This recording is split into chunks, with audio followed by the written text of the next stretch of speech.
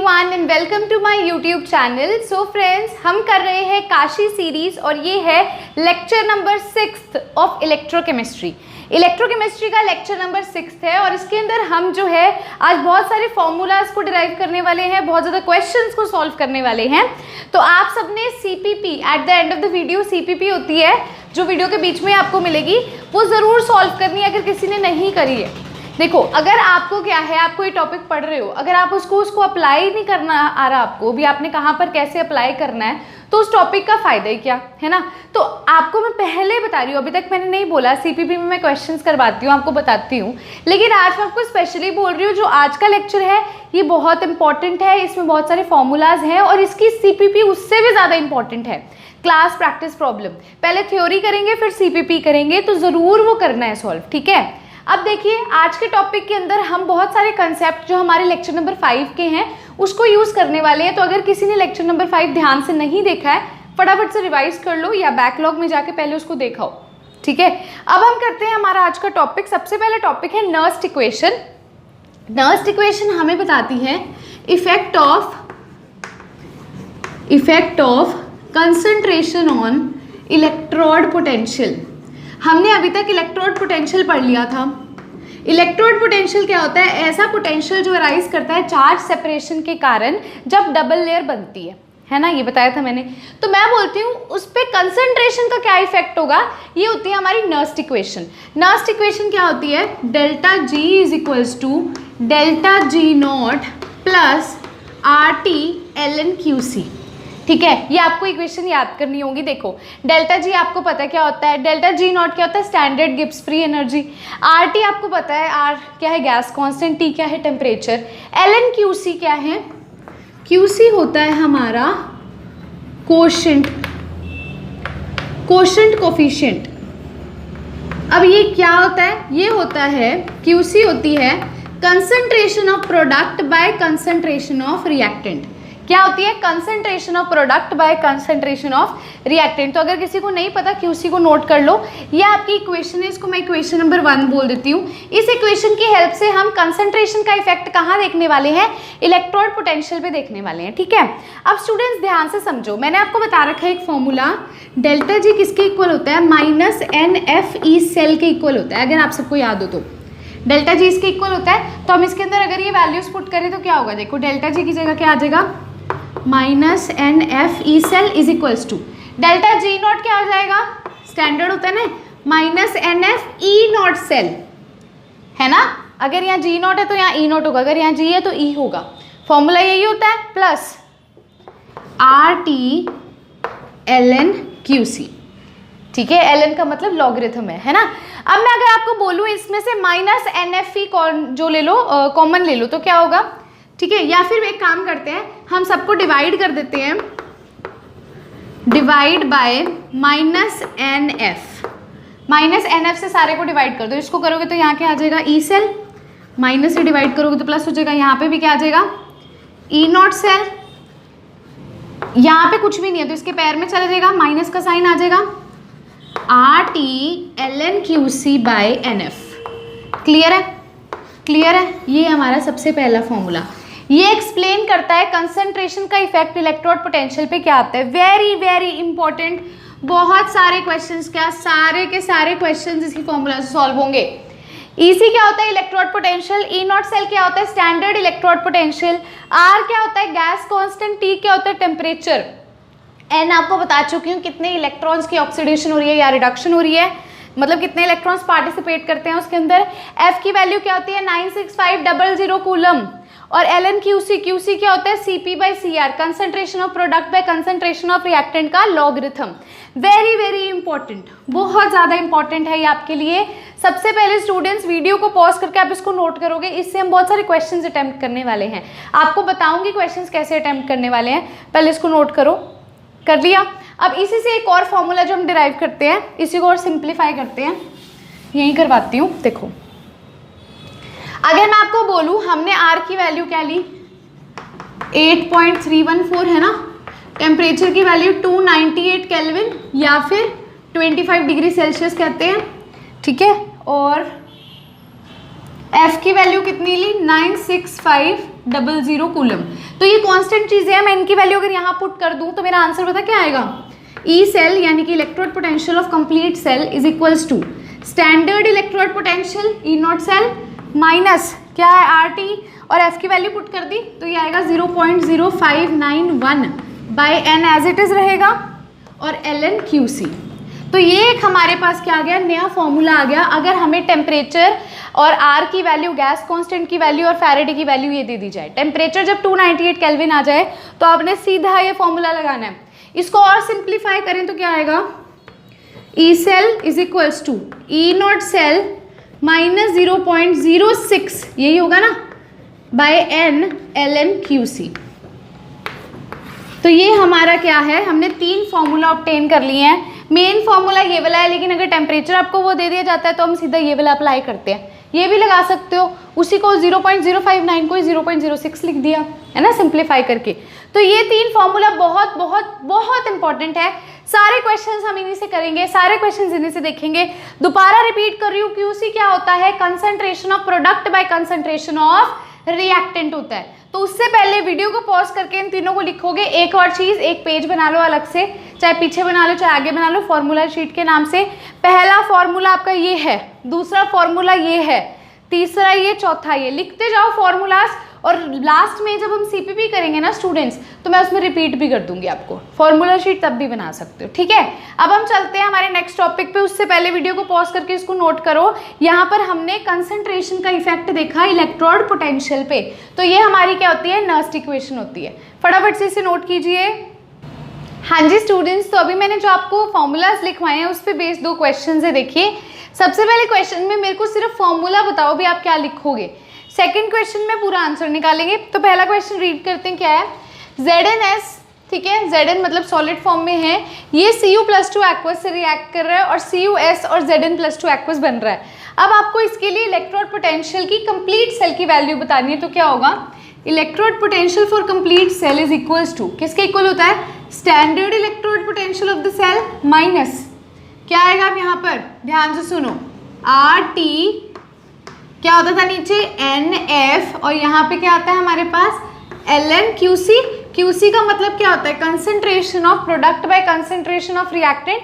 Students कभी भी आपको देखो, अगर आपने इक्विलिब्रियम पढ़ा होगा, हम सॉलिड की कंसंट्रेशन नहीं लिखते, हम एक्वस की कंसंट्रेशन लेते हैं। तो प्रोडक्ट वाली साइड पे एक्वस क्या है, Zn+2, और यहाँ पर क्या है हमारा एक्वस Cu+2। तो ये इसकी क्या हो जाएगी, इक्वेशन हो जाएगी। जनरल इक्वेशन जो हम इसकी लिखते हैं वो ये लिखते हैं, ठीक है। इसमें ना एक और चीज़ आप लिख सकते हो, हाँ जी एग्जैक्टली। अगर यहाँ पर मान लो मैं R की, T की, F की वैल्यू पुट कर दूंगी तो मेरा आंसर क्या आ जाएगा, 0.0591, जिसे हम 0.06 भी लिखते हैं जब टेम्परेचर हमारा क्या होता है 298 केल्विन। तो ये जनरल होगी। अब ये नेक्स्ट क्वेश्चन देखो, नेक्स्ट क्वेश्चन में वो आपको कहते हैं 25 डिग्री सेल्सियस दे दिया, ठीक है, ई नॉट की वैल्यू भी दे दी, मतलब स्टैंडर्ड इलेक्ट्रोड पोटेंशियल की वैल्यू दे दी। वो कहते हैं डेल्टा जी निकालो, और आपको ये पूरी इक्वेशन दे दी। अब आपको इतना पता है डेल्टा जी जो होता है वो इक्वल होता है -NFE के। डेल्टा जी निकालना है सेल का, आपको ई नॉट दे रखा है सेल का, स्टैंडर्ड इलेक्ट्रोड पोटेंशियल दे रखा है कितना, 1.50, टेम्परेचर कितना दे रखा है 25 डिग्री सेल्सियस, जिसको और आप क्या कह सकते हैं 298 केल्विन भी कह सकते हैं। यानी कि कौन सा फॉर्मूला लगेगा, फॉर्मूला लगेगा E cell is equals to E naught cell minus 0.06 by N log product by reactant की कंसंट्रेशन, यही वाला लगेगा। अब यहाँ देखते हैं, ई सेल हमें निकालना है, ठीक है। ई नॉट सेल कितना है 1.50 माइनस 0.06 बाय एन कितना है, एन होता है कितने इलेक्ट्रॉन्स यहाँ पे हो रहे हैं यूज। तो देखो सिंपल सा आप देते हैं, CR देखो 0 से +3 कितने का चेंज है, 3 का चेंज है, यानी कि इलेक्ट्रॉन्स कितने यूज हो रहे हैं, 3 यूज हो रहे हैं। तो लॉग आएगा अब यहाँ concentration of product by concentration of reactant है, सॉलिड को नहीं लेना, इसको लेना है, प्रोडक्ट की साइड पे CR+3 डिवाइडेड बाय सॉलिड को नहीं लेना, इसको लेना है एक्वस को। इसके आगे 3 लगा हुआ है समझो, तो इसके ऊपर क्या हो जाएगा, इसकी पावर, सिर्फ इसकी पावर 3 हो जाएगी, इसकी पावर 1 क्योंकि कुछ आगे नहीं लगा हुआ, इसके आगे 3 लगा हुआ है तो इसकी पावर 3 हो जाएगी। तभी मैंने ये जनरली लिखने को दिया था, इसके आगे 1 है, इसके आगे 1 है, तो इसकी पावर कुछ भी नहीं होगी, 1 नहीं होगी। यहाँ पर इसके आगे कुछ भी नहीं है तो 1 लगेगा, इसकी पावर क्या हो जाएगी 3 हो जाएगी। ये हो गया। हाँ जी स्टूडेंट्स, आप एज्यूम करते हैं इनकी वैल्यू कितनी है, मतलब आपको क्वेश्चन में मान लो दे रखा है 0.1 मोलर और ये भी आपको 0.1 मोलर दे रखा है, ठीक है। तो इसकी वैल्यूज पुट करते हैं, यहाँ पे क्या होगा 1.50 माइनस 0.02, इसको सॉल्व कर लेंगे तो अंदर क्या आएगा log 0.1 की पावर 1 बाय 0.1 की पावर 3, यही हुआ, ठीक है। अब इसको देखो लिखेंगे तो क्या होगा 1.50 माइनस 0.02 इंटू लॉग 0.1 को 1/10 लिख देते हैं और उसको क्या लिखेंगे 100 लिखेंगे, 100 नहीं है ये क्या हो जाएगा 10 होता है ना,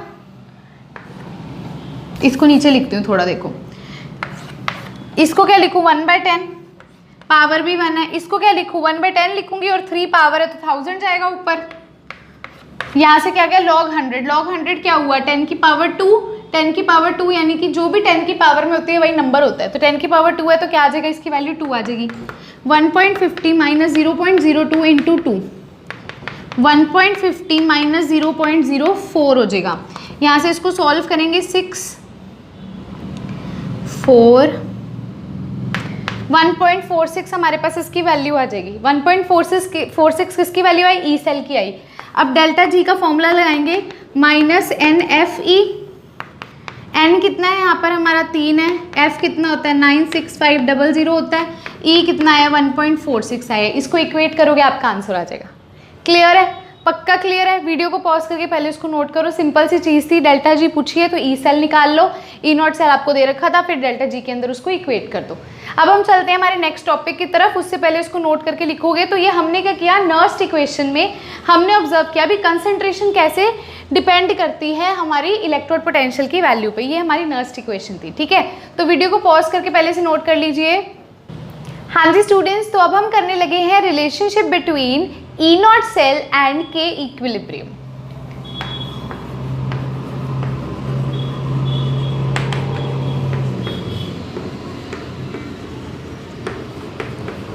देखो अब सिंपल सी चीज़ आपको एक बात बताती हूँ, हमारी जो रिएक्शन होती है वो क्या होती है, मतलब सॉरी फॉर्मूला होता है वो कहता है E cell is equals to E naught cell minus 0.06/n, यही होता है, ठीक है, लॉग QC। स्टूडेंट्स QC क्या होता है, concentration of product by concentration of reactant. Equilibrium पे बात करूंगी तो यहाँ QC की जगह हम क्या लिख देंगे KQ लिख सकते हैं, KEQ इक्विलिब्रियम ही है, वो भी वही होता है। लॉग QC क्या होता है, concentration of product by reactant, के इक्विलिब्रियम भी यही होगा, प्रोडक्ट की कंसंट्रेशन बाय रिएक्टेंट। और आपको एक बात बता दूं, जब इक्विलिब्रियम होता है एट इक्विलिब्रियम हमारा जो ई सेल होता है ना वो होता है 0, कि जो हमारा डेल्टा जी होता है ना वो 0 होता है, इस वजह से हमारा ई सेल क्या आ जाएगा 0 आ जाएगा। कैसे आ जाएगा, क्योंकि डेल्टा जी होता है माइनस NFE, अगर डेल्टा जी 0 है तो ई सेल भी हमारा क्या हो जाएगा 0 हो जाएगा, ठीक है। तो हम यहाँ से कह सकते हैं ई सेल की वैल्यू क्या आ गई 0 आ गई। 0 is equals to E naught cell को एज इट इज़ लिखो माइनस 0.06/n। मैंने बोला QC को हम क्या लिख सकते हैं, के इक्विलिब्रियम लिख सकते हैं, लॉग के इक्विलिब्रियम। इन सबको इधर ले, मतलब ई सेल को इधर ले आते हैं, ई नॉट सेल वाले को कितना आ जाएगा पॉजिटिव वैल्यू हो जाएगी, अभी 0.06/n लॉग के इक्विलिब्रियम। सबसे पहला फॉर्मूला, मोस्ट इंपॉर्टेंट फॉर्मूला, आपको वहाँ पर के इक्विलिब्रियम कांस्टेंट की वैल्यू दी जाएगी, आपने यहाँ इक्वेट करनी है और आपसे सीधा पूछा जाएगा स्टैंडर्ड इलेक्ट्रोड पोटेंशियल की वैल्यू निकालो। अब मान लो आपको सीधा के इक्विलिब्रियम के पूछे तो क्या करोगे, इसको इक्वेट करते हैं, इसको उधर लीजिए, E naught cell into n by 0.06 is equals to log K equilibrium. अगर लॉग हटाते हैं तो क्या होगा, के इक्विलिब्रियम इज इक्वल्स टू 10 की पावर में हो जाएगा ये ई नॉट इंटू n बाय 0.06, ये फॉर्मूला हो जाएगा। So this is the second formula जो कि डायरेक्ट आप पुट कर सकते हो और के इक्विलिब्रियम की वैल्यू निकाल सकते हो, ठीक है। ये दो फॉर्मूलाज हैं। अब आप एक क्वेश्चन अटेम्प्ट करके देखते हैं। देखो इसको थोड़ा सा इरेज कर देती हूँ मैं यहाँ से।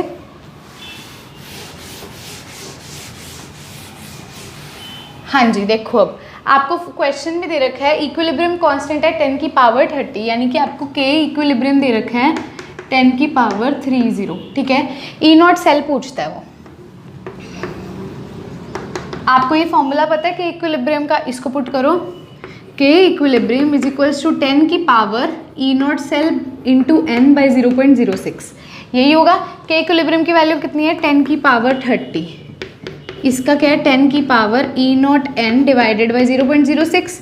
अब देखो अगर बेस सेम हो तो पावर सेम हो जाती हैं, बेस सेम है तो पावर सेम हो गई, तो ये आ जाएगा। अब आपने n की वैल्यू पुट करनी है, n होती है कितने इलेक्ट्रॉन्स का ट्रांसफर यहाँ से यहाँ तक हो रहा है, तो आप यहाँ से देखो x 0 से +3 3 का चेंज हो रहा है, तो 2 के लिए कितने का चेंज होगा, 6 का चेंज होगा, 6 इलेक्ट्रॉन्स, तो n की वैल्यू 6 हो जाएगी। 30 is equals to E naught into 6 by 0.06, यहाँ से 0.01 आ गया, इसे क्रॉस मल्टीप्लाई करोगे तो क्या आएगा 30 इंटू 1 बाई 100, 0.3 हमारी क्या आ गई, E नॉट सेल की वैल्यू आ गई स्टूडेंट्स, कितनी आ गई 0.3 आ गई। क्लियर है, तो हम इस तरह से कर सकते हैं। बच्चे पता है पेपर में क्वेश्चन छोड़ आते हैं, वो कहते हैं भी ये कैसे करेंगे, हमें पता ही नहीं, लेकिन आप देखो अगर उसका बेस सेम है तो पावर सेम होके कितना ईजी सा है, 1 स्टेप का आंसर है ना। ठीक है, तो अब हम चलते हैं हमारे नेक्स्ट टॉपिक की तरफ जो कि है स्पॉन्टेनियस रिएक्शन के बारे में। सो वीडियो को पॉज करके इसको नोट करोगे। हमने नर्स्ट इक्वेशन कर ली, सेकंड हमने रिलेशनशिप देख लिया, रिलेशनशिप से 2 फॉर्मूलाज निकाल लिए के इक्विलिब्रियम और ई नॉट सेल के बीच में।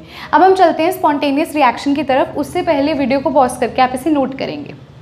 हाँ जी स्टूडेंट्स, तो अब हम कर रहे हैं स्पॉन्टेनियस रिएक्शन। आपसे पेपर में पूछा जाएगा भी आप बताओ जो आप रिएक्शन कर रहे हो क्या वो स्पॉन्टेनियस है या नहीं, तो और आपको वो बताना है with the help of E cell, E cell की हेल्प से बताना है। तो स्पॉन्टेनियस रिएक्शन अगर आपने थर्मोडायनेमिक्स पढ़ी होगी आपको पता होगा, स्पॉन्टेनियस रिएक्शन वो रिएक्शन होती है जिसमें आपका डेल्टा जी क्या होता है, नेगेटिव होता है। डेल्टा जी क्या होता है, नेगेटिव। अब आपको फॉर्मूला पता है डेल्टा जी का, क्या फॉर्मूला होता है, delta G is equals to -NFE। अब हमारा डेल्टा जी क्या है, नेगेटिव है, is equals to negative of NFE। मुझे एक बात बताओ, सेल जब स्पॉन्टेनियस होने का मतलब होता है जब हमारा जो इलेक्ट्रोड पोटेंशियल है वो पॉजिटिव हो, तब सेल स्पॉन्टेनियस कहलाता है। अब हमें E को क्या करना है, देखो यहाँ से हो गया E, यहाँ से क्या आ गया, पॉजिटिव। मैंने क्या बोला, सेल स्पॉन्टेनियस कब होता है, जब उसका E क्या हो, पॉजिटिव हो, तो यहाँ से पॉजिटिव ही आ रहा है, कंफर्म हो गया मतलब जो मैंने कहा। यानी कि अगर आपको कोई रिएक्शन स्पॉन्टेनियस चाहिए तो आपको पता होना चाहिए उसका E कितना आना चाहिए, पॉजिटिव। कैसे निकाला ये हमने, डेल्टा जी हमें पता है नेगेटिव होती है फॉर स्पॉन्टेनियस रिएक्शन, तो अगर इसके आगे नेगेटिव साइन लगेंगे तो नेगेटिव नेगेटिव कट जाएगा, यानी कि ई सेल की वैल्यू क्या आएगी, पॉजिटिव आएगी। तो अगर ई सेल हमारा पॉजिटिव है, ये हमें ये इंडिकेट करेगा भी हमारी रिएक्शन कैसी है, स्पॉन्टेनियस। अब आपसे पेपर में क्वेश्चन पूछेंगे, आपको ये पता होना चाहिए भी आपकी ई सेल की वैल्यू पॉजिटिव है या नेगेटिव है, या फिर आपकी डेल्टा जी की वैल्यू कितनी है, नेगेटिव होनी चाहिए। ठीक है, ई सेल की वैल्यू कितनी होनी चाहिए, पॉजिटिव होनी चाहिए। ठीक है, अब एक और है हाइड्रोजन पोटेंशियल, हाइड्रोजन का इलेक्ट्रोड पोटेंशियल की वैल्यू, हाइड्रोजन के इलेक्ट्रोड पोटेंशियल की जो हमारी स्टैंडर्ड इलेक्ट्रोड पोटेंशियल की वैल्यू होती है ना, जैसे H2 से H पॉजिटिव वो 0 होती है, 0.00 वोल्ट, और जो जैसे मैं कहूँ H पॉजिटिव से H2 वो भी कितनी होती है, 0.00 वोल्ट। लेकिन अगर मैं नॉर्मल इलेक्ट्रोड पोटेंशियल की वैल्यू, ये तो स्टैंडर्ड की है, नॉर्मल की वैल्यू पूछूँ ना H पॉजिटिव से H2 तो वो 0 नहीं होती। ऐसे ही नॉर्मल H2 से H पॉजिटिव की वैल्यू क्या होती है, 0 नहीं होती। ठीक है, ये आपको बताना चाहिए। स्टैंडर्ड वाले की हम कितनी लेते हैं, 0 लेते हैं, और नॉर्मल वाले की कितनी लेते हैं, 0 के इक्वल नहीं लेते हैं।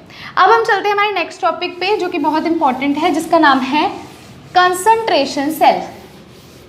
कंसंट्रेशन सेल, देखो अब मैं आपको बताती हूँ, 1 सेकेंड, हाँ जी, अब मैं आपको बताती हूँ कंसंट्रेशन सेल क्या होता है। देखो मैंने कंसंट्रेशन को ऐसे लिखा है, ठीक है, आप बड़ा करके भी लिख सकते हो, लिख ही देती हूँ चलो ब्रैकेट में। कंसंट्रेशन सेल क्या होता है, अभी तक हमने एक नॉर्मल सेल पढ़ा था, गैल्वेनिक सेल पढ़ा था। गैल्वेनिक सेल के अंदर हम देखते थे भी हमने क्या करना है, हमारी केमिकल एनर्जी को इलेक्ट्रिकल एनर्जी में कन्वर्ट करना है। हम उसके लिए 2 बीकर्स बनाते थे, 2 चैम्बर्स बनाते थे। यहाँ पर भी हम वही करने वाले हैं,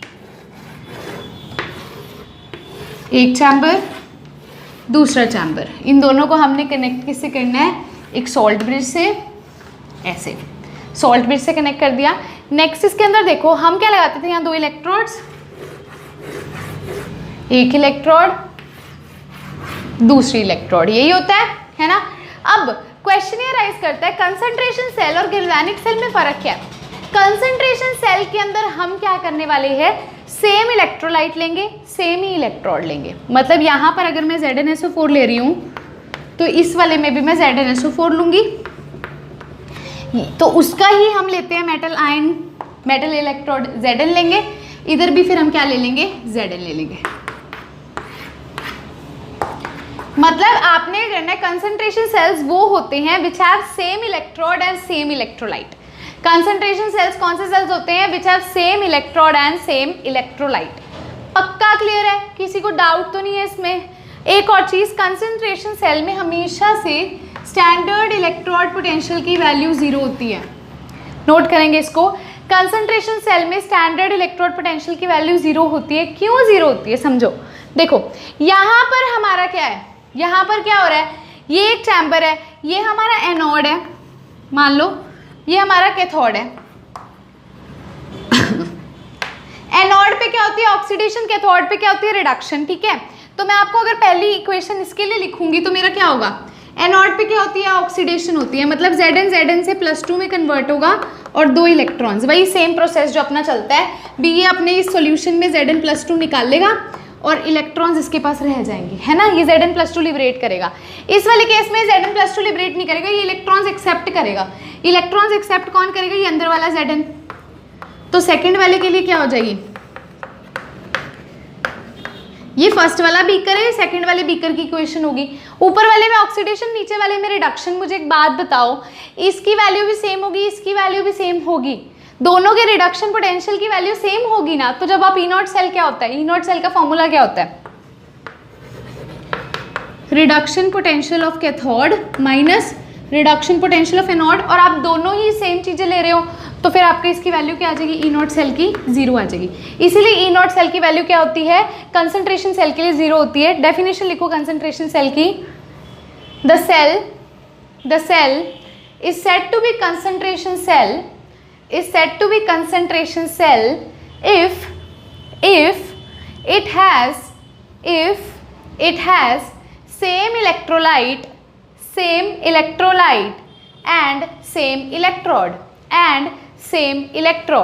if it has same electrolyte and same electrode, it is known to be concentration cell। अब एक और चीज इसमें लिखते हैं, आप इसकी वैल्यू निकालें ई सेल की तो क्या आएगी, ई सेल क्या होता है, E0 cell minus 0.06/n log QC, यही होता था। अब मैंने बोल दिया E0 सेल तो 0 है, तो ई सेल कितना आ जाएगा, 0 माइनस 0.06/n log QC, यानी कि हमारी ई सेल की वैल्यू कितनी आ गई, माइनस 0.06/n log QC। किस केस के लिए, कंसंट्रेशन सेल के केस के लिए। तो नया फॉर्मूला राइज हो गया, कंसंट्रेशन सेल पता चल गया जब दोनों में सेम इलेक्ट्रोलाइट और सेम इलेक्ट्रोड यूज़ किया जाए। यहाँ पर ये एनोड है तो यहाँ ऑक्सीडेशन होगी, कैथोड है तो यहाँ पर क्या हो रही है, रिडक्शन हो रही है। सिंपल सी चीज़ है, सिंपल सी चीज़ है। अब देखते हैं टाइप्स ऑफ कंसंट्रेशन सेल। उससे पहले वीडियो को पॉज करके इसको आप क्या करोगे, नोट डाउन करोगे। हाँ जी स्टूडेंट्स, अब आते हैं 2 टाइप्स ऑफ कंसंट्रेशन सेल। देखो कंसंट्रेशन सेल वो होता है जिसमें सेम इलेक्ट्रोड होगा, सेम इलेक्ट्रोलाइट होगा, ये तो क्लियर है। अब कंसंट्रेशन सेल को हम 2 टाइप्स में डिवाइड करते हैं। एक होता है इलेक्ट्रोड सेल या इलेक्ट्रोड कंसंट्रेशन सेल, दूसरा क्या होता है, इलेक्ट्रोलाइटिक कंसंट्रेशन सेल। ठीक है, इलेक्ट्रोड कंसंट्रेशन सेल और इलेक्ट्रोलाइटिक कंसंट्रेशन सेल। अब इसका मतलब क्या है, दोनों में डिफरेंस समझो। मैं एक बार फिर से बीकर बना रही हूँ। मैं ना आपको 4 बीकर बना के दिखा रही हूँ। ये आप केस 1 लेंगे, इधर आप केस 2 लेंगे, ठीक है। समझना, इस चीज़ को ध्यान से समझना। पहले मैं आपको समझाती हूँ इलेक्ट्रोड कंसंट्रेशन सेल क्या होता है। यहाँ इलेक्ट्रोड बना दो, इसमें भी इलेक्ट्रोड बना दो, एक सॉल्ट ब्रिज से आपने इसको कनेक्ट कर रखा है। सिमिलरली आपने इस वाले को भी एक सॉल्ट ब्रिज से ऐसे कनेक्ट कर रखा है, ठीक है। मैंने आपको बोला इलेक्ट्रोड कंसंट्रेशन सेल, जो से सेल का नाम आप दे रहे हो ना, वही चीज़ डिफरेंट होएगी। मतलब इलेक्ट्रोड कंसंट्रेशन सेल है तो यहाँ पर जो इलेक्ट्रोड की कंसंट्रेशन है वो आपने क्या लेनी है, डिफरेंट लेनी है। इसका नाम क्या, इलेक्ट्रोलाइटिक कंसंट्रेशन सेल, मतलब अपने इलेक्ट्रोलाइट की कंसंट्रेशन डिफरेंट लेनी है।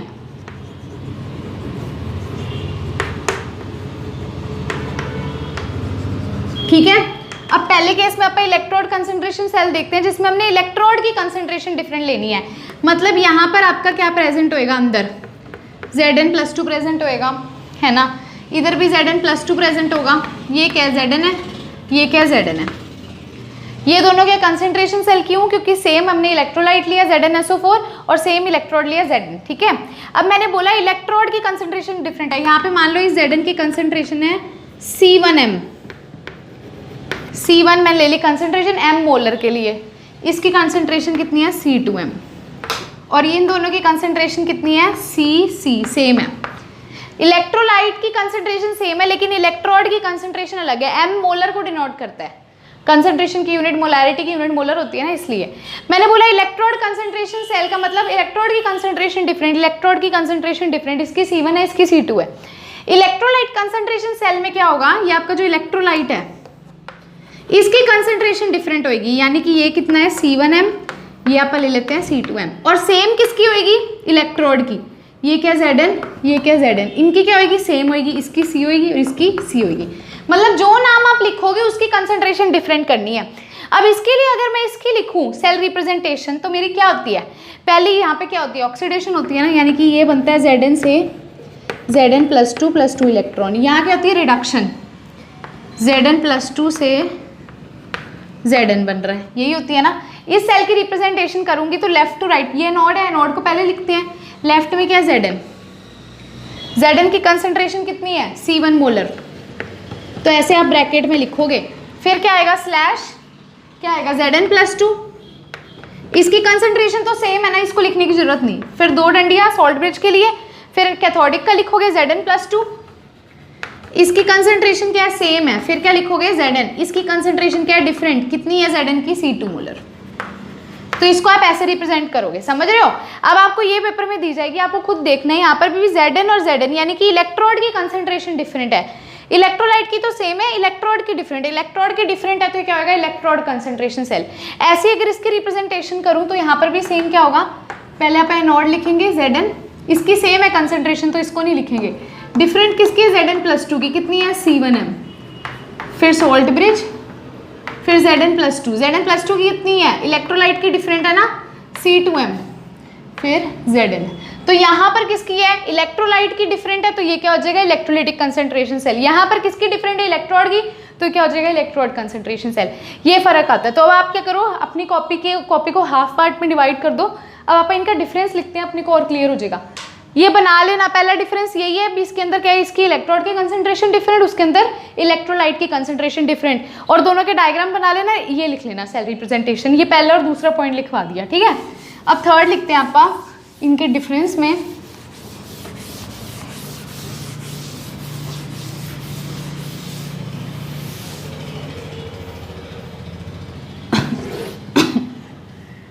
हाँ जी, यहाँ लिखते हैं इलेक्ट्रोड कंसंट्रेशन सेल, यहाँ लिखते हैं इलेक्ट्रोलिटिक। पहला पॉइंट दूसरा पॉइंट आपको लिखवा दिया, पहला पॉइंट आपने वो बताना है, अभी उसके अंदर वो डिफरेंट होता है, उसके अंदर वो डिफरेंट होता है, दूसरा पॉइंट सेल की रिप्रेजेंटेशन, ठीक है। अब देखिए नेक्स्ट चीज़ आपको इसके अंदर क्या लिखनी होती है, आपको नेक्स्ट चीज़ सेल रिएक्शन लिखनी होती है। सेल रिएक्शन से हम एक फॉर्मूला डिराइव करने वाले हैं E0 सेल का, तो इसकी सेल रिएक्शन क्या होती है, देखो मैंने यहाँ पे बोला ये Zn से क्या बना रहा है Zn+2, इसकी रिएक्शन लिख रही हूँ एनोड की।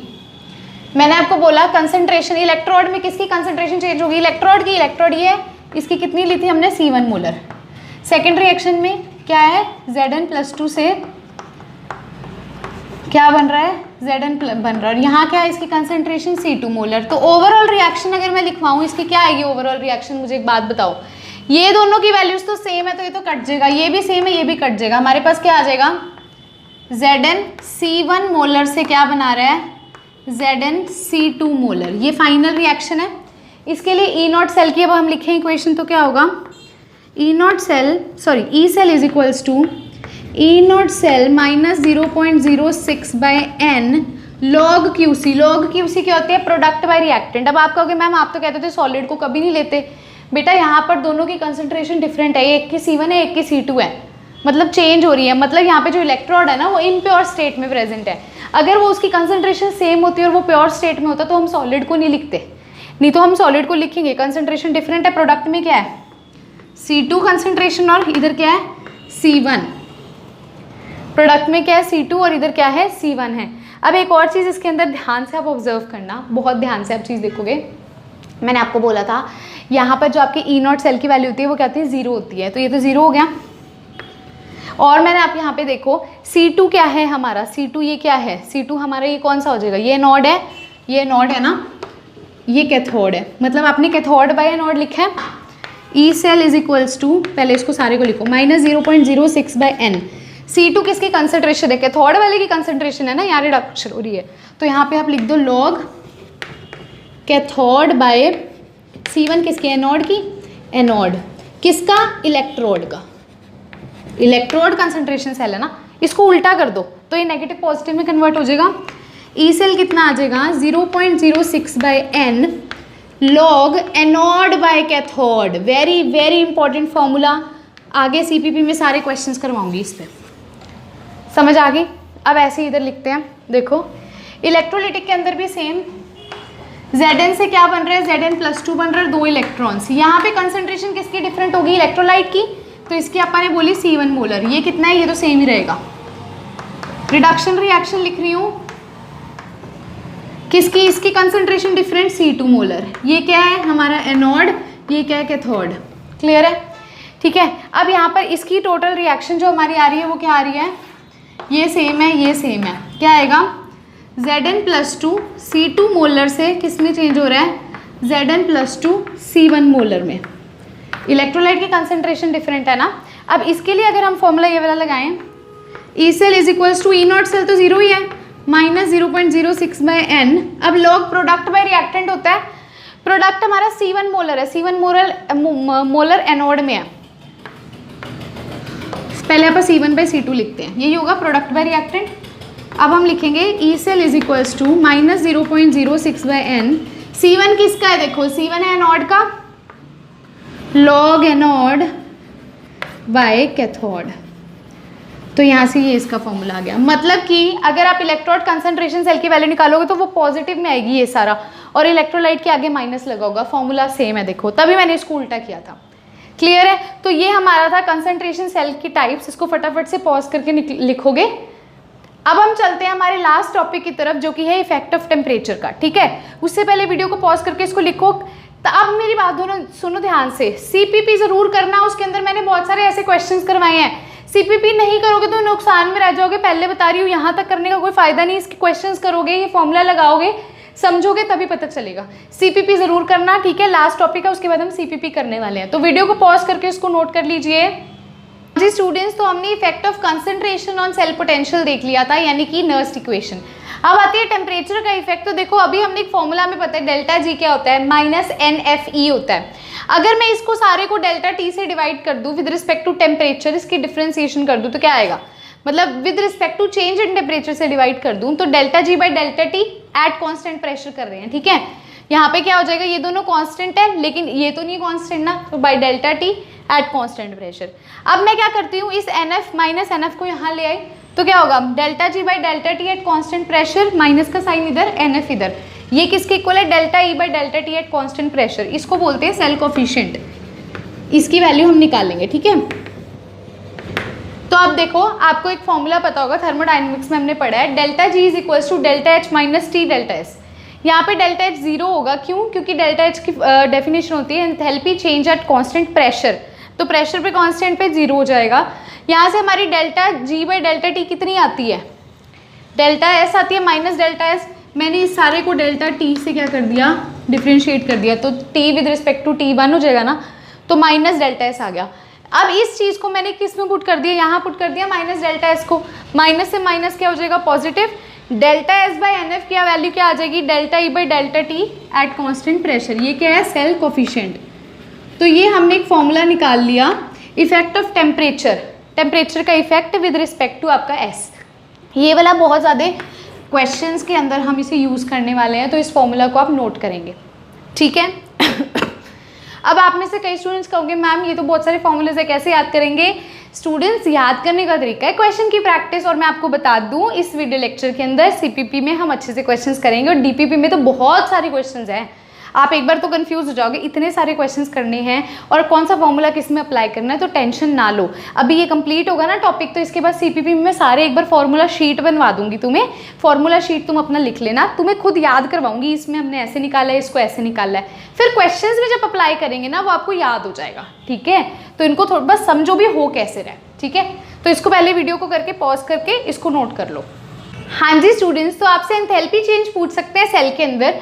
तो एंथैल्पी चेंज भी हम थर्मोडायनेमिक्स का फॉर्मूला लगाएंगे, delta G is equals to delta H minus T delta S, ठीक है? यहाँ पर डेल्टा एच क्या हो जाएगा, इधर ले जाओ, तो डेल्टा जी प्लस टी डेल्टा एस। अभी टी डेल्टा एस की वैल्यू निकाल के आए हैं, ठीक है? तो डेल्टा एस की वैल्यू वहाँ पे पुट कर दो, टी एज इट इज रहेगा मल्टीप्लिकेशन में, और डेल्टा जी की वैल्यू माइनस एन एफ ही हो जाएगा। तो ये आपका एंथैल्पी चेंज का फॉर्मूला आ गया। इसमें से आप एन एफ मतलब कॉमन लेके भी कर सकते हो, लास्ट में इसको और सिंप्लीफाई करना है तो एन एफ कॉमन ले लो। सिंपल है, डेल्टा जी एच पूछेंगे तो आपने ऐसे ऐसे करना है, ठीक है? अब देखो, आपको दे दे टेम्परेचर अगर चेंज करता है, अब आप कहोगे मैम ये तो वही चीज़ है ना, आपने डेल्टा एच जीरो लिया था। अगर मैं कहूँ कॉन्स्टेंट प्रेशर नहीं है तो हम ऐसे कर सकते हैं ना, ठीक है? वहाँ पर हमने कांस्टेंट प्रेशर लेके किया था। अब देखो, अगर हम कहते हैं टेम्परेचर चेंज हो रहा है T1 से T2, तो इलेक्ट्रोड पोटेंशियल E1 से E2 चेंज होता है, तो E2 की वैल्यू बताओ क्या होगी? तो कैसे निकालेंगे? हमें पता है delta E by delta T eight constant pressure होता है डेल्टा S बाई NF। ये हमें पता है। डेल्टा E क्या होगा? Final minus initial. E2 minus E1 delta T क्या होगा? T1 से T2 है ना? और ये एज इट इज, तो यहाँ से इसको उधर ले जाओ, सिंप्लीफाई करोगे तो E2 की वैल्यू कितनी आ जाएगी? Delta S by NF T2 minus T1 plus E1। यहाँ पर आपको सेल पोटेंशियल की वैल्यू निकालनी होगी दूसरे सेल के लिए, ठीक है? तो ये दो फॉर्मूलाज हैं, सिंपल से फॉर्मूलाज हैं, लेकिन इनको याद करना पड़ेगा। आए कहाँ से? इनको करना पड़ेगा याद। फॉर्मूलाज हैं, कई चीज़ें होती हैं फिजिकल केमिस्ट्री में जो आपको याद करनी होती है। तरीका बता दिया, आया कहाँ से, रट्टा नहीं लगवाया, तरीका बता दिया। अब इसको हमने क्वेश्चंस पे कैसे अप्लाई करना है, हम उसकी तरफ बढ़ने लगे हैं। हम बढ़ने लगे हैं हमारी सीपीपी की तरफ। उससे पहले फटाफट से वीडियो को पॉज करके इसको नोट करोगे। हाँ जी स्टूडेंट्स, एक और चीज़, डीपीपी की जो क्वेश्चंस का लिंक है वो डिस्क्रिप्शन में मिल जाएगा, जो कि आपका होमवर्क है, आपने उसे खुद से करना है। उसका वीडियो सोल्यूशन जल्द आपको मिलेगा। तो अब हम मिलते हैं सीपीपी के अंदर। उससे पहले वीडियो को लाइक कर दीजिए, शेयर कर दीजिए अपने फ्रेंड्स के साथ, कमेंट सेक्शन के अंदर कमेंट कीजिएगा लेक्चर कैसा लगा। एंड यस, इसके बाद हमारा या तो लास्ट लेक्चर होगा या फिर कोशिश करेंगे लास्ट ही हो, एक और लेक्चर ही हो। लेकिन अगर थोड़ा सा हमें लगा नहीं अभी और ज़रूरत है करने की, तो आपको 2 लेक्चर्स मिलेंगे। So thank you so much students. अब हम मिलते हैं सीपीपी के अंदर। हाँ जी स्टूडेंट्स, अब हम कर रहे हैं सीपीपी यानी कि class practice problem lecture number 6 के लिए। जैसे मैंने आपको ऑलरेडी बता दिया है, जो आज के लेक्चर के क्वेश्चंस होने वाले हैं और जितने भी हमने फॉर्मूलाज पढ़े हैं, these are very very important, बहुत इंपॉर्टेंट है। क्वेश्चंस को आप ध्यान से समझिएगा। मैं आपको आज फॉर्मूलाज को क्वेश्चंस में कैसे अप्लाई करना है, कैसे यूज करना है, वो भी बताऊंगी। और मोस्टली जो आज हम क्वेश्चंस करने वाले हैं, इसी प्रकार के क्वेश्चंस आपको एग्जाम में देखने को मिलेंगे। चाहे वो आपका कॉम्पिटिटिव हो, चाहे वो आपका बोर्ड, जो आपको जो क्वेश्चन दिखाने वाली हो, आपको समझ आ जाएगा भी किस तरह से क्वेश्चन पूछे जाते हैं। तो आप डीपीपी भी डाउनलोड कीजिएगा। डीपीपी में मैंने बहुत सारे क्वेश्चंस इस बार दिए हैं। मतलब यूजुअली मैं डीपीपी में इतने क्वेश्चंस नहीं देती, लेकिन अब मैंने इस वाली डीपीपी में लेक्चर नंबर 6 वाली में बहुत सारे क्वेश्चंस दिए। इसलिए दिए क्योंकि मोस्टली हमारा जो टॉपिक है वो इसके अंदर कवर हो गया है ना? ठीक है, हमने आधे से ज्यादा चैप्टर कवर कर लिया है। तो बहुत सारे क्वेश्चंस मैंने आपको डीपीपी में दिए हैं लेक्चर नंबर 6 वाले में। आपको डीपीपी का लिंक भी मिल जाएगा डिस्क्रिप्शन के अंदर। और अगर आप ये क्वेश्चंस खुद से प्रैक्टिस करना चाहते हो पहले, क्लास प्रैक्टिस प्रॉब्लम वाले, तो वो भी आपको डीपीपी में वो भी डिस्क्रिप्शन में आपको लिंक मिल जाएगा। तो उसको भी आप वहां पे जाके पहले सॉल्व करो, फिर मेरे से मैच कर लेना। इससे क्या होगा, हमारा ना पक्का हो जाएगा टॉपिक भी, हाँ हमने कर लिया है। अब स्टूडेंट्स, हम सबसे पहले क्या करने वाले हैं, रिवाइज करने वाले हैं हमने जितना भी अभी तक पढ़ा है। तो मैं 1 बाय 1 आपको एक बार सारे फॉर्मूलाज रिवाइज करवा देती हूँ। सबसे पहला फॉर्मूला, ठीक है, मैंने आपको फॉर्मूला शीट बनवाती हूँ। तो मान लीजिए हम यहाँ पर भी फॉर्मूला शीट ही लिख रहे हैं, ठीक है। तो सबसे पहला जो मैंने आपको बताया था नर्स्ट इक्वेशन का, वो ये फॉर्मूला था भी। हमने जो ये डेल्टा जी वाले फॉर्मूला से, delta G is equals to delta G naught, ठीक है, plus R T L N Q C. यहां पर आप लिख लीजिएगा क्यू सी हमारा क्या होता है, क्यू सी होता है क्वेश्चन रेशो, ठीक है। और इसी के ब्रैकेट में लिख लीजिएगा क्यूसी क्या होता है हमारा, concentration of product by concentration of reactant. Clear है? ये हमारा सबसे पहला फॉर्मूला था। इसी से हमने एक सेकंड फॉर्मूला डिराइव किया स्टूडेंट्स ई सेल का, वो था हमारा ई सेल, सॉरी इसको ना मैं हमेशा जब लिखती हूँ तो सेल हमेशा ऐसे लिखा जाता है ना, तो E cell is equals to हमारा क्या होगा, स्टैंडर्ड इलेक्ट्रोड पोटेंशियल, मतलब इलेक्ट्रोड पोटेंशियल की वैल्यू किसके इक्वल होगी, स्टैंडर्ड इलेक्ट्रोड पोटेंशियल माइनस, ये हमने ऊपर वाले फॉर्मूला से ही डिराइव किया ना, minus R T by N F L N Q C. ठीक है, इसी फॉर्मूला से हमने ये सेकंड फॉर्मूला डिराइव किया। और इसी को जब हमने एट टेम्परेचर 298 केल्विन यानी कि 25 डिग्री सेल्सियस और F की वैल्यू 96500 जब हमने कूलम पुट करी, ठीक है, R की वैल्यू मैंने क्या पुट करी 8.314, उस टाइम पर जो मेरा फॉर्मूला यहाँ से डिराइव होता है वो क्या होता है, E cell is equals to E naught cell minus 0.0591 by n log QC। ठीक है, इसको मैं थोड़ा नीचे लिख दिया।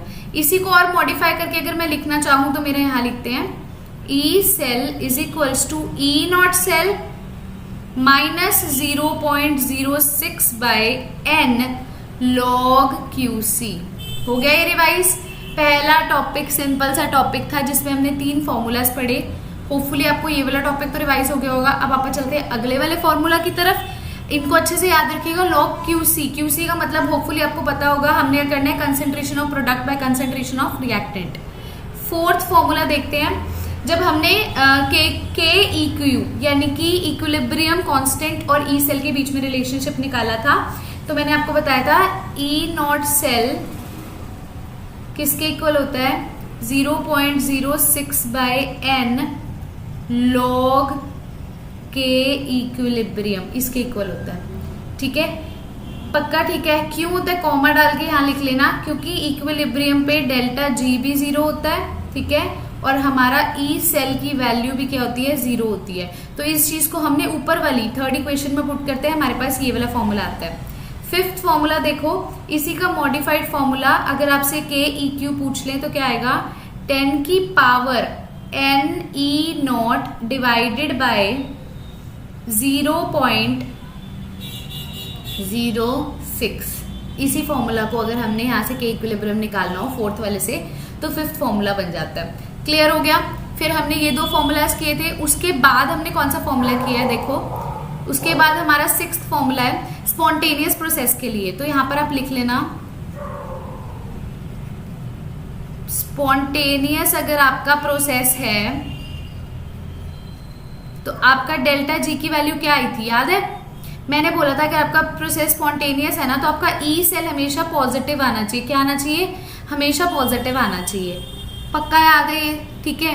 अब ई सेल पॉजिटिव कब आता है? जब आपका डेल्टा जी क्या होता है? नेगेटिव होता है, तो ई सेल आपका पॉजिटिव आता है। क्लियर है? कहां से निकाला हमने? हमें पता है delta G is equals to minus N F E cell. पता है, जब ये फॉर्मूला में लिखवा रही हूँ आपका काम होना चाहिए अपने नोट्स खोलना और मेरे साथ चेक करना। अब मैंने बोला ई सेल पॉजिटिव कर रहा है तो डेल्टा जी को नेगेटिव करेंगे ताकि नेगेटिव नेगेटिव कट जाए। तो यहाँ से स्पॉन्टेनियस होने के लिए हमें डेल्टा जी की वैल्यू, ये जी है ठीक है, डेल्टा जी की वैल्यू क्या चाहिए? नेगेटिव चाहिए। होपफुली आपको ये भी पता होगा। इस पे बेस मैंने आपको 2-3 वो करवाए थे, क्वेश्चंस करवाए थे, है ना, मतलब हमने केसेस लिए थे और हमें पता चला था। 7th फॉर्मूला हमारा यहाँ पे आता है हाइड्रोजन हाफ सेल का, जिसमें मैंने बोला था हाइड्रोजन हाफ सेल के केस में जो स्टैंडर्ड इलेक्ट्रोड पोटेंशियल की वैल्यू है वो हम कहते हैं कितनी होती है? 0। राइट, कितनी होती है? 0। लेकिन अगर मैं नॉर्मल उसकी पूछती हूँ वैल्यू इलेक्ट्रोड पोटेंशियल की, स्टैंडर्ड नहीं, सॉरी ये पॉजिटिव चार्ज है, एक मिनट, स्टैंडर्ड की बात नहीं कर रही हूँ, नॉर्मल की पूछ रही हूँ। तो नॉर्मल इलेक्ट्रोड पोटेंशियल की वैल्यू 0 नहीं होती, सिर्फ और सिर्फ किसकी 0 होती है? स्टैंडर्ड की 0 होती है। क्लियर है? होपफुली आपको ये भी याद होगा। इसके बाद स्टूडेंट्स हमने इसके कुछ क्वेश्चंस किए थे और फिर मैंने आपको करवाया था कंसंट्रेशन सेल के बारे में। कंसंट्रेशन सेल के हमने 2 फॉर्मूलाज डिराइव किए थे, तो मैं दोनों फॉर्मूलाज लिख देती हूँ। पहले आपने 7 ये वाले होपफुली लिख लिए होंगे, है ना। अब ना मैं क्या काम करती हूँ, ऊपर लिख लेते हैं हम, हाँ जी यही लिख लेते हैं, यहाँ स्पेस है ना हमारे पास। चलो देखो 8th फॉर्मूला है, 8th फॉर्मूला हमारा कौन सा आता है, अगर मैं बोलती हूँ मेरा कौन सा सेल है, इलेक्ट्रोड सेल है। कौन सा सेल की बात कर रही हूँ मैं, मेरा सेल कैसा है, इलेक्ट्रोड सेल है। अगर इलेक्ट्रोड सेल है तो मैंने बोला था इलेक्ट्रोड है तो इलेक्ट्रोड की आपने क्या लेनी है, कंसेंट्रेशन डिफरेंट लेनी है, ठीक है। अगर इलेक्ट्रोड जो सेल आप ले रहे हो उसकी कंसेंट्रेशन डिफरेंट लोगे। तो यहाँ पर जो हमारा ई सेल का फॉर्मूला आता था वो आता था 0.06/n log anode by cathode. कौन से वाले का, इलेक्ट्रोड वाले का, क्योंकि इलेक्ट्रोड ही लिया ना तो एनोड भी इलेक्ट्रोड का लेना है, कैथोड भी हमने इलेक्ट्रोड वाला लेना है, ठीक है।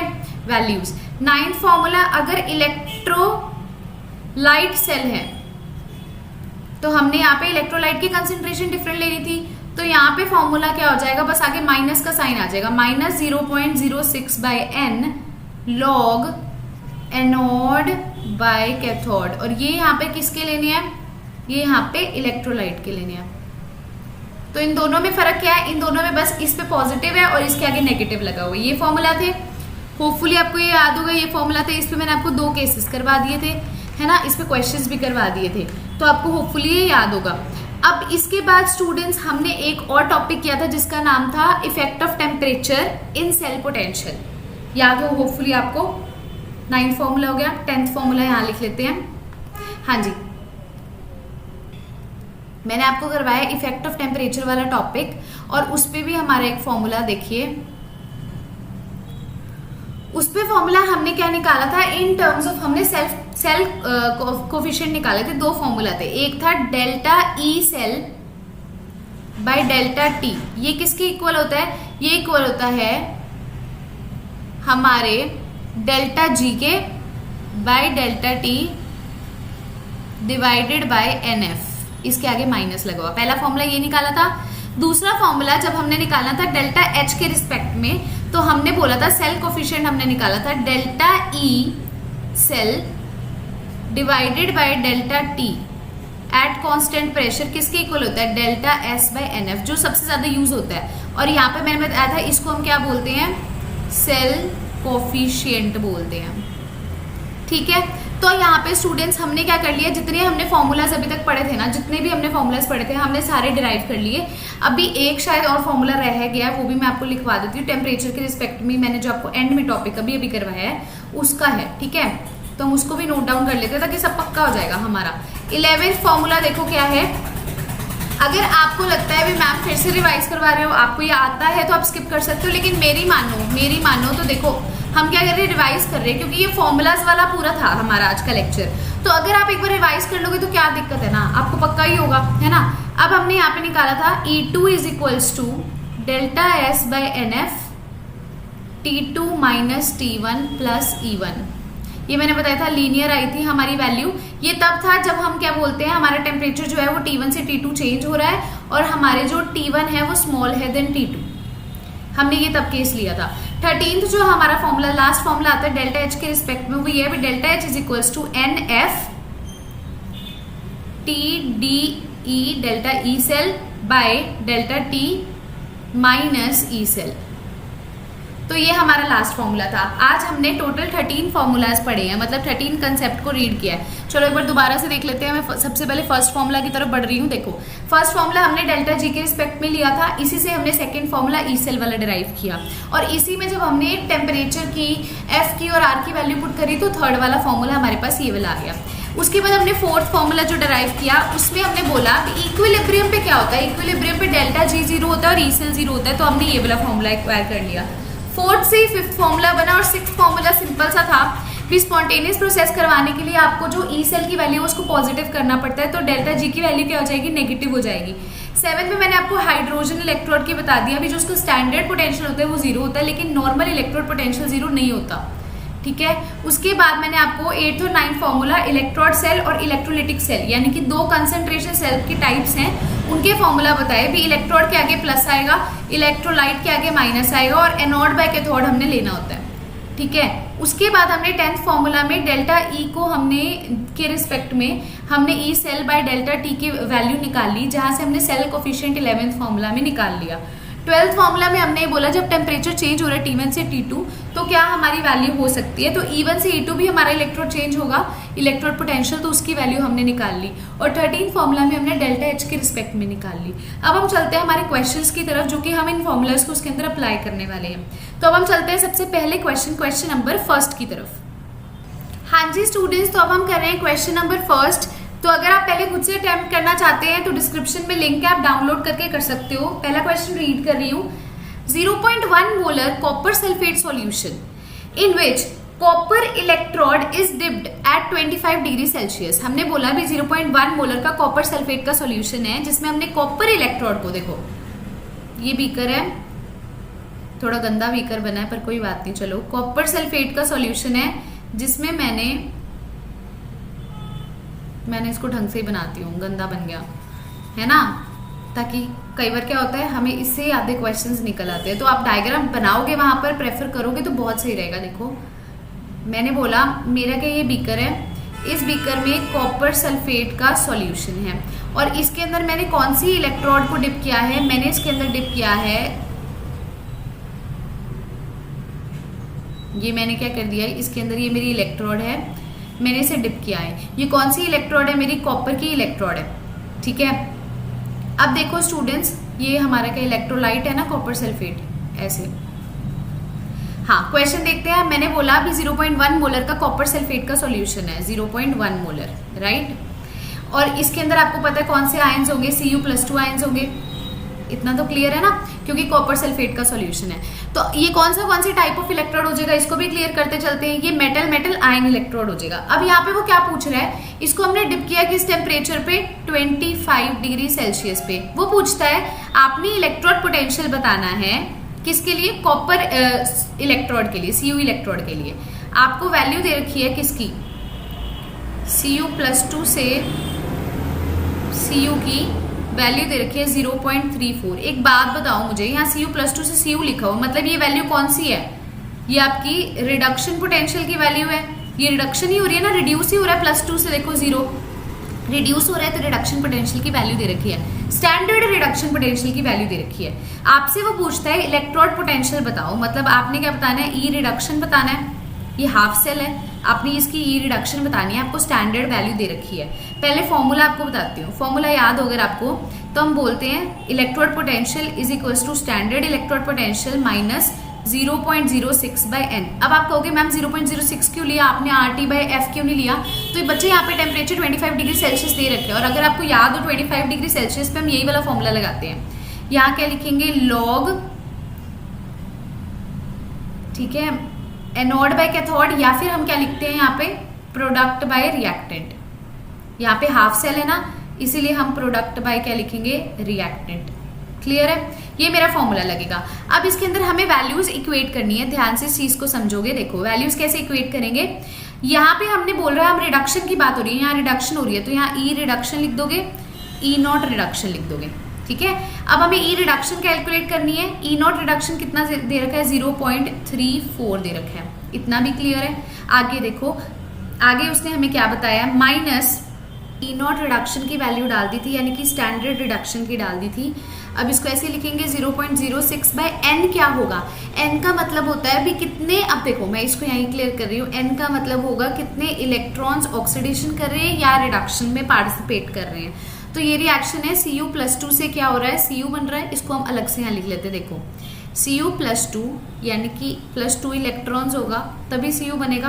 कैसे मैंने किया, देखो इस पे चार्ज 0, तो यहाँ पे भी चार्ज 0 ही होना चाहिए टोटल, यहाँ +2 है, तो क्या जोड़ू भी चार्ज 0 हो जाए, 2 इलेक्ट्रॉन्स जोड़ूंगी तो 2 इलेक्ट्रॉन्स जोड़े, यानी कि मेरे कितने का यहाँ का गैप है, या तो आप गैप देख लो, 2 इलेक्ट्रॉन्स का गैप है, तो सीधा आप n की वैल्यू क्या पुट करोगे, यहाँ 2 पुट कर दोगे। अब आगे क्या लिखोगे, लॉग। अब प्रोडक्ट में क्या लिखोगे, देखो कंसंट्रेशन लिखना ना, प्रोडक्ट बाय रिएक्टेंट। प्रोडक्ट क्या है हमारा, Cu है, रिएक्टेंट क्या है, Cu+2। तो आपको पता है यहाँ पर क्या है, CuSO4 की कंसंट्रेशन 0.1 मोलर दे रखी है, यानी कि हमें उसके आयन की Cu+2 की दे रखी है, तो रिएक्टेंट की दे रखी है ना, और वो क्या बना रहा है, Cu बना रहा है, और ये क्या है हमारा सॉलिड है, राइट। तो हम यहाँ के लिखेंगे 1 बाय रिएक्टेंट की कितनी हमें दे रखी है, रिएक्टेंट की उसने हमें दे रखी है 0.1 मोलर, ऐसे लिख देंगे इसे। क्लियर है। अब देखो स्टूडेंट्स, इसको हम सॉल्व करते आएंगे तो 0.34 माइनस 0.06/2 लॉग, ये क्या हो जाएगा, 0.1 है तो ऊपर चला जाएगा यानी कि लॉग 10 हो जाएगा। यहाँ से कहेगा 0.34 माइनस 0.06/2, लॉग 10 की वैल्यू 1 होती है, इसको काटेंगे क्या आएगा 0.03 आएगा, है ना। तो इसको हम करेंगे तो हमारा आंसर कितना आ जाएगा 0.31 वोल्ट आ जाएगा। ठीक है, कंसेंट्रेशन समझ आई कैसे किया। देखो हमें उसने बोला है भी 0.1 मोलर कॉपर सल्फेट का सॉल्यूशन है, यानी कि उसने Cu+2 की वैल्यू दी है, क्योंकि कॉपर सल्फेट में Cu+2 के आयंस हैं, तो Cu की कितनी होगी, हम 1 लेट करेंगे ना, हम 1 ही लेट करेंगे क्योंकि इसकी 0.1 है तो इसके हम 1 लेके चलेंगे, इसलिए हमने प्रोडक्ट को 1 लिया है। ठीक है, क्लियर है। अब हम चलते हैं हमारे सेकंड क्वेश्चन की तरफ। देखिए, सॉरी, सेकंड क्वेश्चन आ गया है आपकी स्क्रीन पर, ध्यान से देखो। ईएमएफ ऑफ द सेल, उसने आपको आपके सेल की ईएमएफ दे दी है। क्या सेल दिया है, Cr से Cr+3 की ईएमएफ उसने दी है, नहीं ईएमएफ नहीं दी, सॉरी, उसने एक रिएक्शन दी है आपको। ईएमएफ तो सेल का बताया उसने, सेल कौन सा ही है, Cr से Cr+3, इसकी कंसेंट्रेशन है 0.1 मोलर, फिर हमारा सॉल्ट ब्रिज बना हुआ डबल लाइन से, फिर है Fe+2 0.01 मोलर, फिर सिंगल लाइन Fe, ये सेल है। वो कहता है इसकी ईएमएफ कैलकुलेट करनी है, और गिवन में आपको क्या दे रखा है, उसने दे रखा है हमें स्टैंडर्ड इलेक्ट्रोड पोटेंशियल किसका, Cr+3 से Cr का, कितना दे रखा है ये हमें दे रखा है -0.75 दे रखा है, और हमें किसका दे रखा है, E0 वैल्यू दे रखी है Fe+2 से Fv की, कितनी दे रखी है, -0.45 दे रखी है। अब ध्यान से यहाँ पे देखो, ये जो वैल्यू दे रखी है ये +3 से 0, ये +2 से 0, यानी कि ये रिडक्शन हो रही है यहाँ पे, तो ये किसकी वैल्यू दे रखी है, रिडक्शन पोटेंशियल की, दोनों की। ठीक है, अब देखो ध्यान से, हम क्या करते हैं, हम पहले रिएक्शन लिखते हैं प्रॉपर। यहाँ पे आप इसको खोल के अगर लिखना चाहो तो ये किस तरह का कंसेंट्रेशन सेल है, देखो ये एक्वस है, ये भी एक्वस है, आयंस है ना, तो ये कौन सा हो गया हमारा, जिसके अंदर हमारे आयंस की कंसेंट्रेशन क्या है, डिफरेंट है, और हमारा जो ये है इलेक्ट्रोड है इनकी सेम है, तो ये कौन सा हो जाएगा, electrolytic cell, electrolytic concentration cell हो जाएगा ना, जिसमें आयंस की कंसेंट्रेशन डिफरेंट होती है और इलेक्ट्रोड सेम रहता है। अब रिएक्शन देखो यहाँ पे, अगर मैं इसको ओपन करके लिखूं पहले इस वाली को, तो Cr से क्या बन रहा है, Cr+3 बन रहा है। सेकेंड रिएक्शन Fe की है, Fe+2 से क्या बन रहा है, Fe बन रहा है। अब Cr यहाँ पे क्या चार्ज है, 0, यहाँ क्या है 3, तो चार्ज दोनों तरफ इक्वल करने के लिए यहाँ मैं 3 इलेक्ट्रॉन डाल दूंगी तो चार्ज इधर भी 0 हो जाएगा। ऐसे ही Fe+2 में अगर मैं 2 इलेक्ट्रॉन्स डाल दूंगी तो यहाँ पे Fe हो जाएगा। ये 2 रिएक्शन मैंने ऑब्टेन कर ली। अब नेक्स्ट स्टेप पता है क्या होता है स्टूडेंट्स, हमें क्या करना होता है, दोनों रिएक्शंस में इलेक्ट्रॉन्स इक्वल करने होते हैं। यहाँ 3 इलेक्ट्रॉन है, यहाँ 2 इलेक्ट्रॉन है, तो इसको 2 से मल्टीप्लाई कर दो, इसको 3 से मल्टीप्लाई कर दो। ठीक है, तो यहाँ से उसके बाद हम इनको ऐड करेंगे तो क्या आएगा, इसको 2 से मल्टीप्लाई करना था ना, 2Cr प्लस इसको 3 से मल्टीप्लाई करना था, 3Fe+2, और ये 2 इलेक्ट्रॉन्स भी 3 से मल्टीप्लाई होंगे, प्लस 6 इलेक्ट्रॉन्स गिव्स, ये 2 से मल्टीप्लाई ऊपर वाली इक्वेशन 2Cr+3 प्लस ये 3 इलेक्ट्रॉन 2 से मल्टीप्लाई होंगे, 6 इलेक्ट्रॉन्स, नीचे वाला 3 से मल्टीप्लाई था तो प्लस 3Fe, 6 से 6 इलेक्ट्रॉन्स कट के हमारे पास हमारी क्या आ जाएगी, नई रिएक्शन की वो आ जाएगी, इक्वेशन आ जाएगी। इतना क्लियर है, इक्वेशन आ गई। अब हमें उसने क्या पूछा है, उसने हमसे ईएमएफ पूछा है, रिएक्शन आपने लिख ली है। एक बार मैं इसको क्या करने वाली हूँ, ऊपर वाली चीज को इरेज कर देती हूँ। हमें सिर्फ रिएक्शन का रोल है, इसको सारे को इरेज कर दो। रिएक्शन भी क्यों लिखी है मैं आपको भी इसका रीजन भी दूंगी, क्योंकि हमसे उसने ईएमएफ पूछी है तो वहां पे इसकी वैल्यू क्या होगी, यूज होगी, इसलिए। ठीक है, इसको एक मिनट इरेज करने में थोड़ा सा टाइम लग रहा है, सॉरी फॉर दैट। अब देखो, अब ध्यान से समझना है इस चीज को। हमारे पास ये फाइनल रिएक्शन हमारी आ गई, कंप्लीट रिएक्शन आ गई। अब हम क्या करते हैं, E0 सेल निकाल लेते हैं पूरे सेल का। ये दोनों रिएक्शंस का हमें दे रखा है, पूरे सेल का हम कैसे निकालते थे, रिडक्शन पोटेंशियल ऑफ कैथोड, अभी मैं स्टैंडर्ड वैल्यू निकाल रही हूँ, minus E0 reduction value of anode, ये होती है ना। अब यहाँ से एनोड और कैथोड कौन सा है, आप मेरे को एक बात बताओ, जो पहले लिखा जाता है वो एनोड होता है, बाद में लिखा जाता है वो कैथोड होता है। मतलब ये एनोड है और ये क्या है, कैथोड है। या फिर आप क्या कैसे देख सकते हो, जिसकी रिडक्शन पोटेंशियल की वैल्यू ज्यादा होती है वो कैथोड होता है, तो इसकी रिडक्शन पोटेंशियल की वैल्यू ज्यादा है तो ये कैथोड है, तो इसकी वैल्यू पहले लिखेंगे। -0.45 माइनस का साइन। अब एनोड की वैल्यू कितनी है -0.75। इसको सॉल्व करोगे आपका आंसर कितना आ जाएगा 0.30। ये हमारा आंसर आ गया ई नॉट सेल का, यानी कि स्टैंडर्ड इलेक्ट्रोड पोटेंशियल की वैल्यू आ गई। अब स्टूडेंट्स देखो अब क्या करता है, इसको इरेज कर देते हैं, थोड़ी सी स्पेस बन जाएगी। अब हमने ईएमएफ निकालनी है जो कि हमें क्वेश्चन में उसने पूछ रखी है।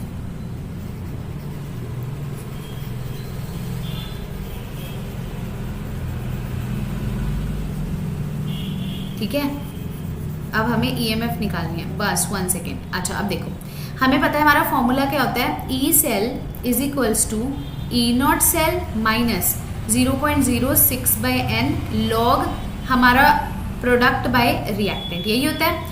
ई सेल हमें निकालना है, ई नॉट सेल अभी निकाल लिया, कितने 0.30 माइनस 0.06/n कितना है, कितने इलेक्ट्रॉन्स का ट्रांसफर है। ध्यान से इस चीज को समझो, कितने इलेक्ट्रॉन्स का यहाँ ट्रांसफर हो रहा है। देखो Fe+2 से क्या हो रहा है 0 हो रहा है, या आप सीधा ही काम करो, यहाँ 6 इलेक्ट्रॉन्स थे ना तो 6 वैल्यू आ गई, या फिर दोबारा देखो मैं बताती हूँ। Fe+2 से 0 हो रहा है, 2 इलेक्ट्रॉन्स का, 3 के लिए कितने का होगा 6 इलेक्ट्रॉन्स का, या आपने यहाँ 6 इलेक्ट्रॉन्स लिख दिए ना, आपको सीधा ही वैल्यू n की दिख रही है 6 है। ठीक है, अब लॉग प्रोडक्ट वाली साइड में क्या है, देखो ध्यान से समझना, आपको किसकी कंसंट्रेशन दे रखी है, Fe+2 की दे रखी है और Cr+3 की, ये लिखी हुई है। तो प्रोडक्ट वाली साइड में क्या है हमारे पास Cr+3 है, तो प्रोडक्ट वाले की कितनी है 0.1 है, डिवाइडेड बाय रिएक्टेंट, ये रहा रिएक्टेंट की कितनी 0.01 है। अब एक चीज और देखो, यहाँ पे जो हमारे पास Cr+3 है इसके आगे 2 लगा हुआ है, इसके आगे 2 लगा हुआ है, मतलब इसका क्या हो जाएगा स्क्वायर हो जाएगा। और नीचे वाले में देखो Fe+2 के आगे 3 लगा हुआ है, तो इसका क्या हो जाएगा क्यूब हो जाएगा। ऐसा क्यों किया मैं आपको अब समझाती हूँ। ये ना अगर आपने इक्विलिब्रियम चैप्टर पढ़ा होगा तो पता क्या होता है, उसमें लिखा होता है अगर किसी के आगे कोफिशिएंट लगा हुआ है ना तो उसकी कंसंट्रेशन की वो पावर में आ जाता है। मान लो इसके आगे कोई कोफिशिएंट है, जैसे Fe के आगे 3 लगा हुआ है, तो इसकी कंसंट्रेशन की पावर में 3 लिखा जाएगा। तो इसकी कंसंट्रेशन Fe की कितनी 0.01 है, तो उसकी कंसंट्रेशन की पावर कितनी हो जाएगी 3 हो जाएगी। ठीक है, अब हम इसको सॉल्व करेंगे, तो यहाँ से आएगा 0.30 माइनस, इसको सॉल्व कर लो 0.01 आ गया, ये कट जाएगा ना ऐसे। और इसको जब आप सॉल्व करोगे ना स्टूडेंट्स, तो यहाँ से इसकी वैल्यू आएगी log 10 की पावर 4। log 10 की पावर 4 कितना होता है 4 होता है, मतलब 10 की पावर कुछ भी होएगा तो उसका नंबर ही आ जाएगा। तो 0.01 इंटू 4, इसको सॉल्व करोगे आंसर क्या आ जाएगा 0.26 वोल्ट। तो इस तरह से हमारा क्वेश्चन नंबर 2 सॉल्व हो गया। अब हम चलते हैं हमारे क्वेश्चन नंबर 3 की तरफ। हाँ जी स्टूडेंट्स, तो अब आते हैं हम 3rd क्वेश्चन की तरफ। देखिए 3rd क्वेश्चन क्या है, the standard electrode potential value of element ABC। आपको ना स्टैंडर्ड इलेक्ट्रोड पोटेंशियल की वैल्यू दे दी है इन 3 एलिमेंट्स की। The order of their reducing power is. अब आप देखो वो रिड्यूसिंग पावर की बात कर रहा है, मतलब उसने आपको ये किसकी वैल्यू दी है, स्टैंडर्ड रिडक्शन पोटेंशियल की वैल्यू दे दी है। ठीक है, standard reduction potential value A की कितनी दे रखी है 0.68। ठीक है, स्टैंडर्ड रिडक्शन पोटेंशियल B की कितनी दे रखी है आपको -2.50, और स्टैंडर्ड रिडक्शन पोटेंशियल C की कितनी दे रखी है 0.50 वोल्ट। अब वो पूछते हैं रिड्यूसिंग पावर। अब देखो अगर आपने रिडॉक्स रिएक्शन चैप्टर +1 में पढ़ा तो ठीक है, नहीं पढ़ा तो देखो अब जहां पे +1 का कंसेप्ट यूज हो रहा है मैं आपको बताती चलूंगी। मैंने बोला रिड्यूसिंग पावर, रिड्यूसिंग पावर का मतलब होता है ऑक्सीडेशन, समझो। रिड्यूसिंग पावर का मतलब है ऑक्सीडेशन, ऑक्सीडाइजिंग पावर का मतलब है रिडक्शन।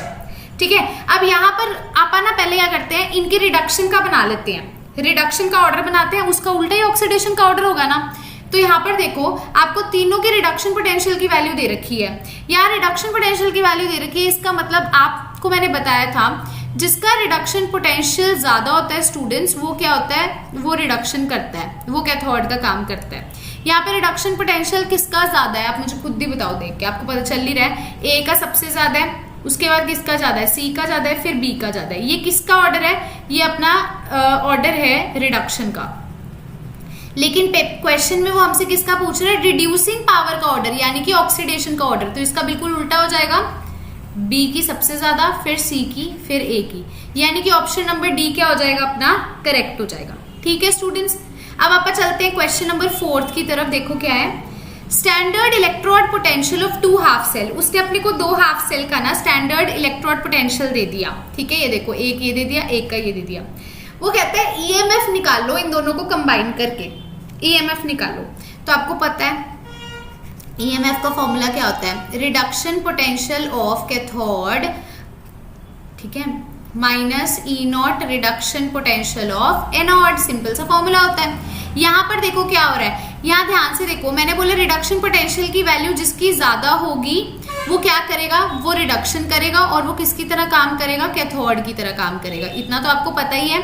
यहाँ किसकी ज्यादा है वैल्यू, 0.25 वैल्यू ज्यादा होती है, माइनस में है ना 0.77 से। देखो अगर किसी को ये नहीं समझ आया तो देखो, आप ना जब ग्राफ बनाते हैं तो क्या होता है 0 1 2 3, इधर जाते हो तो वैल्यू बढ़ती है, ऐसे ही ना 0 मतलब यहाँ पे -1 -2 -3, मैंने बोला इधर जाते हो तो वैल्यू बढ़ती है, ऐसे ही अब यहाँ पे अगर इसको ऐसे प्लॉट करोगे, यहाँ क्या आएगा 0.25 पहले आ जाएगा माइनस में, 0.77 बाद में होगा। मैंने बोला ऐसे जाओगे तो वैल्यू बढ़ेगी, मतलब ज्यादा वैल्यू कौन सी है, -0.25।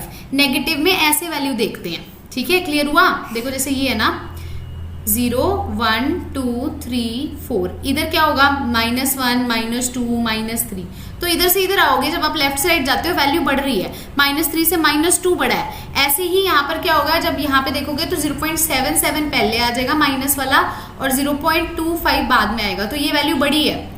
तो ये क्या है, ये क्या कॉज कर रहा है, रिडक्शन, ये क्या हो जाएगा कैथोड, और एनोड हमारा यहाँ पे क्या हो जाएगा, ये एनोड हो जाएगा। लेकिन ये वैल्यू किसकी दे रखी है, उसकी रिडक्शन पोटेंशियल की। तो कैथोड क्या है अपना, ये -0.25 माइनस, ये क्या है एनोड कितनी है, -0.77, ये उसकी रिडक्शन पोटेंशियल की वैल्यू दे रखी है। देखो +2 से Zn रिडक्शन पोटेंशियल की वैल्यू दे रखी है, तो सीधा पुट करो, आंसर यहाँ पे क्या आ जाएगा हमारा +0.52, कितना आ जाएगा, +0.52 वोल्ट आ जाएगा, यानी कि ऑप्शन नंबर बी क्या हो जाएगा हमारा, करेक्ट हो जाएगा। क्लियर है स्टूडेंट्स। अब आप चलते हैं क्वेश्चन नंबर 5 की तरफ। देखो ये फॉर्मूला तो बहुत सिंपल था, मैंने कल ही मतलब जो प्रीवियस लेक्चर था उसमें बताया था। तो अब चलते हैं क्वेश्चन नंबर 5 की तरफ।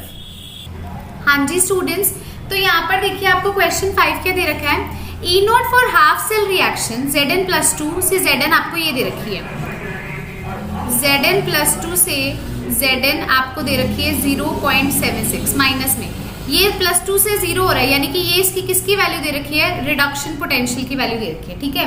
वो कहता है आपने इस सेल के लिए इसकी ई नॉट वैल्यू बतानी है, इस सेल के लिए आपने पूरी मतलब आपको बतानी है, ईएमएफ वैल्यू बतानी है। ई नॉट वैल्यू इस हाफ सेल की इतनी दे दी, ईएमएफ पूरे सेल की बतानी है। तो देखो आपको इतना पता है, ये आपका क्या है एनोड, जो आगे लिखते हैं वो एनोड होता है, जो मतलब राइट पे लिखते हैं वो कैथोड होता है। फॉर्मूला आपको पता है क्या होता है, ई नॉट सेल का या आप कहें ईएमएफ का क्या फॉर्मूला होता है, E naught reduction potential of cathode minus E naught reduction potential of anode.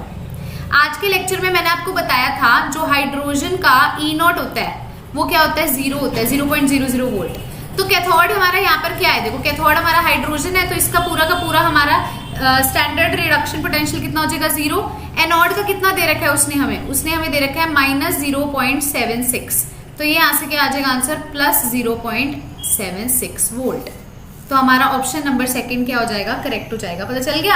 अब कई बच्चे पता है बड़े वाला फॉर्मूला लगाएंगे, ये तो सिंपल है। देखो यहाँ पर आपको H पॉजिटिव से H2 दे रखा है, आपको पता है इसका स्टैंडर्ड रिडक्शन पोटेंशियल 0 होता है, तो सीधा 0 पुट करो, और बीच में माइनस का साइन है, तो आपको पता है ये फॉर्मूला है। एनोड की वैल्यू आपको दे रखी है, उसे पुट करो। हाँ जी स्टूडेंट्स, तो अब आता है क्वेश्चन नंबर 6। तो क्वेश्चन 6 देखो सिंपल सा क्वेश्चन है, इसमें कुछ भी नहीं है टफ सा। आपसे वो यहाँ पे पूछ रहे हैं पोटेंशियल बताओ हाइड्रोजन इलेक्ट्रोड का, उसने आपको प्रेशर H2 का दे दिया इतना है, और कंसंट्रेशन दे दी H पॉजिटिव की इतनी है। रिएक्शन अगर हम लिखे तो ये रिएक्शन आप नोट कर लेना, मैंने रिएक्शन यहाँ लिखी नहीं है, हमारी ये रिएक्शन होती है। यहाँ उसने कंसंट्रेशन आपको इसकी दे दी 0.1 मोलर, और इसका आपने उसने आपको दे दिया 1 atm प्रेशर, ठीक है। आपसे वो इसको बैलेंस कर दिया ना, आपसे पूछते हैं इसका पोटेंशियल बताओ, तो इलेक्ट्रोड पोटेंशियल क्या होता है, standard electrode potential -0.0591 by n log product by reactant, यही होता है। अब आपको पता है हाइड्रोजन के लिए ई नॉट सेल कितना होता है 0, तो 0 - 0.0591, n की वैल्यू क्या होगी, 2 इलेक्ट्रॉन्स है ना, तो 2 होगी। लॉग प्रोडक्ट अपना क्या है 1 atm pressure divided by reactant क्या है 0.1 मोलर। अभी 0.1 के आगे 2 लगा हुआ है स्टूडेंट्स, ध्यान दो, तो इसका स्क्वायर हो जाएगा, क्योंकि इसके आगे 2 लगा हुआ है, कोफिशिएंट लेना होता है। तो क्या आएगा -0.0591/2, ठीक है। log, इसको अपन लिख सकते हैं, ये क्या हो जाएगा 1/10 होता है तो ये उसका स्क्वायर यानी कि 100 हो जाएगा। ध्यान से देखो, यानी कि क्या हो जाएगा 100 हो जाएगा। अब इसको हम सॉल्व करेंगे।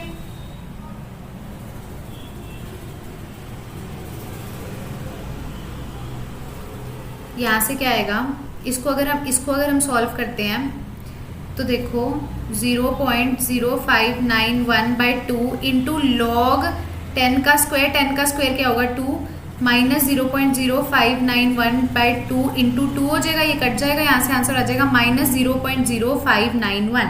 अपना आंसर क्या आ जाएगा -0.0591, यानी कि ऑप्शन नंबर 2 अपना क्या हो जाएगा, करेक्ट हो जाएगा। ठीक है, सिंपल सी चीज थी, सारी वैल्यू इक्वेट करनी थी, आपको दे रखा था। उसको प्रेशर की टर्म्स में लेंगे क्योंकि ये हमारी गैस है, ठीक है, और ये हमारा आयन एक्वस है, तो इसको कंसंट्रेशन की टर्म्स में लेंगे। ठीक है डियर स्टूडेंट्स। हाँ जी स्टूडेंट्स, तो अब देखिए क्वेश्चन नंबर 7 क्या है। कंसीडर द फॉलोइंग, E0 है ये, ठीक है, E0 है, E0 वैल्यूज।